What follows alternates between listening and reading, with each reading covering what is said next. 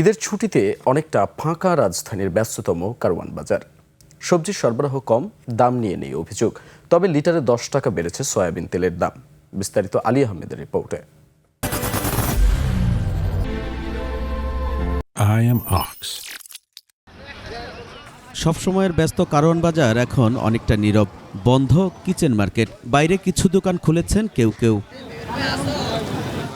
বাজারে ক্রেতার আনাগোনা কম কম বিভিন্ন সবজির সরবরাহ, তবে দাম নিয়ে নেই কোনো অসন্তোষ। 60 টাকা 80 টাকা 70 টাকা, এটা তো সবসময় অ্যাভেলেবল। 50 টাকা চলেই। হ্যাঁ, খারাপ বলা যাবে না, ঠিক আছে বাজার। সকাল হয়েছে মতন দেখি যে লোকজন কম, কোনো পাইকার তেমন আসে না। আর আমরা সাহেব ম্যাডাম যে গাড়ির ভিআইপি লোক কুটিপতি শিল্পপতি তাদের বাজার করি, তারাও আসতেছে না। অধিকাংশ পণ্যমূল্য ঠিক থাকলেও বেড়েছে সয়াবিন তেলের দাম। সয়াবিন তেলের কেজিতে 10 টাকা বাড়ছে, 200 টাকা থেকে 210 টাকা চলতেছে।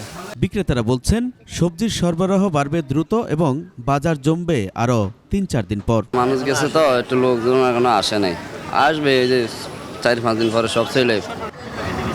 আলী আহমেদ, 21 টেলিভিশন, ঢাকা।